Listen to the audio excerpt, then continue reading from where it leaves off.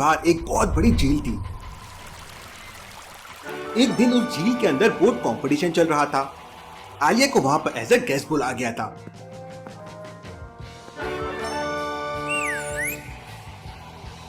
पानी के अंदर सारे लोग अपनी अपनी बोट को चला रहे थे। बोट कंपटीशन में आलिया का स्कूल फ्रेंड ईदान भी पार्टिसिपेट कर रहा था। आलिया ईदान को चीयर कर रही थी। ईदान, ईदान, ईदान। लेकिन तभी अचानक मिंकू की बोट पानी में डूबने लगती है। मिंकू जोर जोर से चिल्लाने लगता है, बचाओ बचाओ। मिंकू को डूबता देख आलिया तुरंत पानी में छलांग लगा देती है और स्विमिंग करते हुए पानी तक पहुंच जाती है। लेकिन तब तक मिंकू पानी में डूब चुका था। आलिया तुरंत पानी के अंदर मिंकू को ढूंढने लगती है। मिंकू की बोट भी पानी में डूब चुकी थी। इस बार पानी के अंदर आलिया को एक नहीं बल्कि तीन तीन बोट दिखाई देती है। आलिया कंफ्यूज हो जाती है कि मिंकू की बोट कौन सी हो सकती है। लॉजिकल आर्मी, क्या आप तीनों बोट्स को ध्यान से देख के बता सकते हैं मिंकू की बोट कौन सी हो सकती है?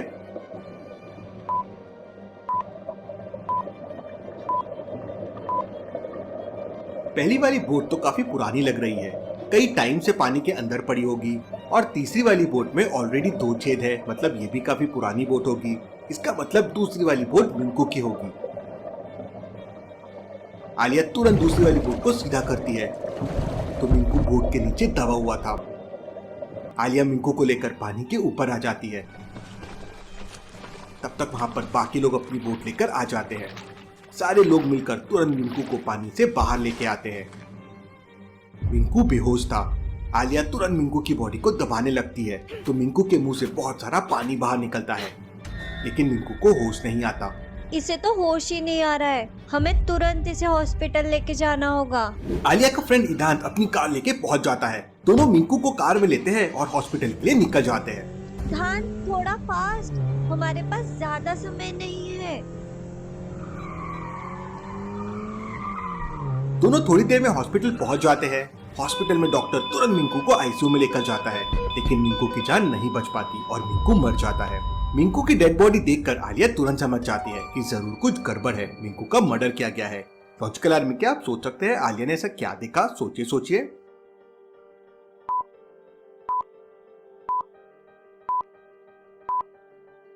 मिंकू की डेड बॉडी पूरी तरह से फूल चुकी है। अब भला ऐसा कैसे हो सकता है? इतनी जल्दी पानी में किसी की डेड बॉडी कैसे फूल सकती है? इसका मतलब जरूर कुछ गड़बड़ है। मिंकू तो मुश्किल से 2 मिनट के लिए पानी में डूबा था, लेकिन उसकी बॉडी तो पूरी तरह से फूल चुकी है। जरूर कुछ तो गड़बड़ है। आलिया तुरंत डिटेक्टिव मेहुल को कॉल कर देती है। मेहुल उस समय बुलबुले साइंटिस्ट के साथ लैब में एक स्पेशल एक्सपेरिमेंट कर रहा था।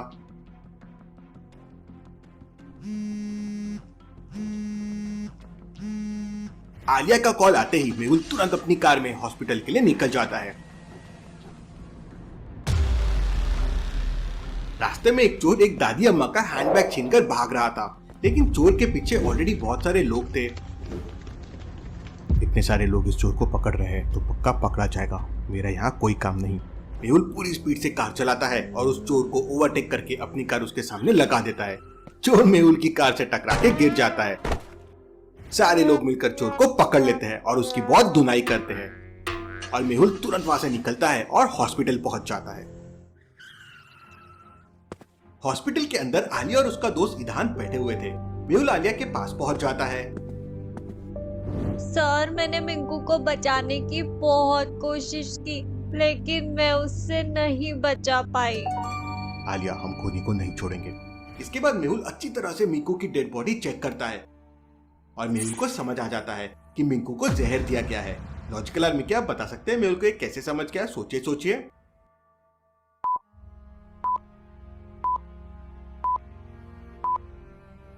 ध्यान से देखिए, मिंकू का लेफ्ट हैंड नीला पड़ गया है।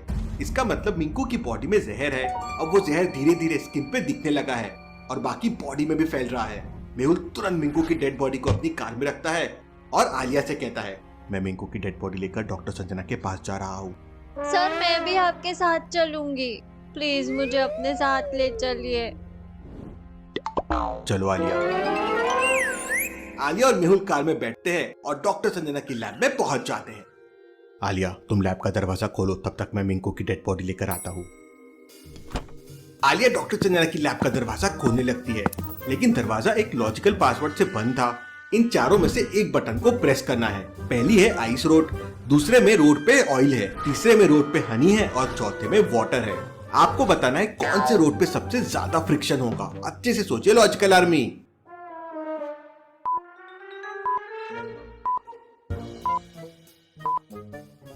चारों रोड के कंपैरिजन में वाटर वाले रोड पे सबसे ज्यादा फ्रिक्शन होगा।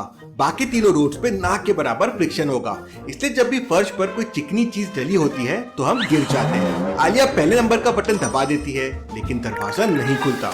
आलिया वापस मेहुल के पास आ जाती है। सर वो दरवाजा नहीं खुल रहा है। मेहुल तुरंत दरवाजे पे जाता है और 4th नंबर वाली बटन प्रेस कर देता है तो दरवाजा खुल जाता है। तुमसे कितनी बार कहा है अपना नॉलेज इंप्रूव करो, पर तुम्हें पढ़ने के लिए टाइम मिले तब ना। आलिया मुस्कुराती है। लो हटी ना प्लास्टिक, मेहुल सर फैंटास्टिक।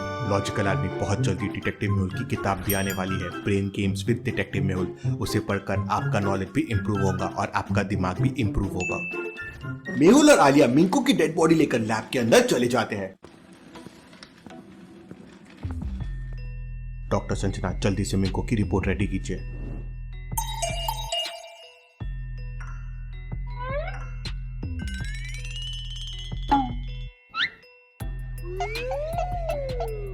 थोड़ी देर बाद पोस्टमार्टम की रिपोर्ट तैयार हो जाती है। डॉक्टर संजना मेहुल को बताती है कि मिंकू को एक स्पेशल जहर दिया गया था, जो जहर पानी के कांटेक्ट में आते ही बहुत डेंजर हो जाता है, इसलिए ऑन द स्पॉट मिंकू की मौत हो गई। Interesting, very very interesting. Case बहुत सीरियस लग रहा है, मुझे तुरंत उस झील पे जाना होगा। मेहुल और आलिया तुरंत झील के पास पहुंच जाते हैं। इस समय वहां पर 3 लोग थे। मेहुल तीनों से पूछताछ करता है। पहला आदमी कहता है, सर मैं तो अभी अभी यहाँ पर नहाने के लिए आया हूँ, मुझे कुछ नहीं पता है। दूसरा आदमी कहता है, सर मैं तो सुबह से यहाँ मछलियाँ पकड़ रहा हूँ, मुझे भी कुछ नहीं पता है। तीसरा आदमी कहता है, सर मैं तो धोबी हूँ, यहाँ पे कपड़े धोने आया हूँ। तीनों की बात सुनकर मेहुल तुरंत समझ जाता है कि कौन झूठ बोल रहा है, लेकिन क्या आप समझ पाए लॉजिकल आर्मी?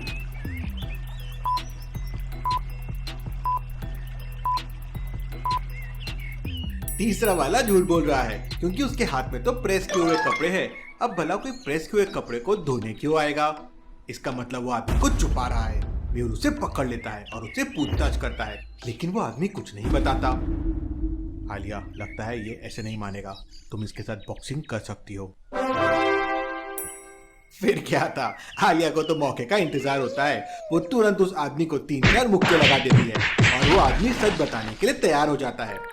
सर मुझे एक आदमी ने 10,000 रुपए दिए थे और मुझसे कहा था कि अगर यहाँ पे कोई पूछताछ करने आए तो उसे कुछ नहीं बताना। वो यहाँ कुछ ढूंढ रहा था, आप लोगों को आता देख भाग गया। Interesting, very very interesting. इसका मतलब खूनी को पता था कि हम लोग यहाँ पे पूछताछ करने जरूर आएंगे।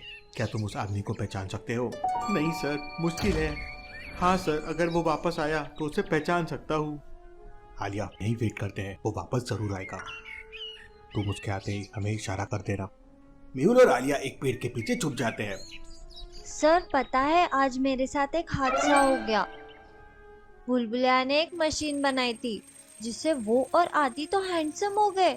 फिर मैं गई मशीन में, मेरे जाते ही मशीन में शॉर्ट सर्किट हो गया।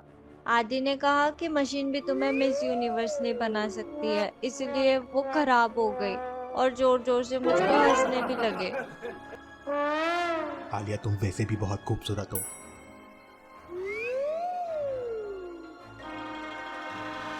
अरे अरे अरे, मेरा मतलब हर लड़की खूबसूरत होती है।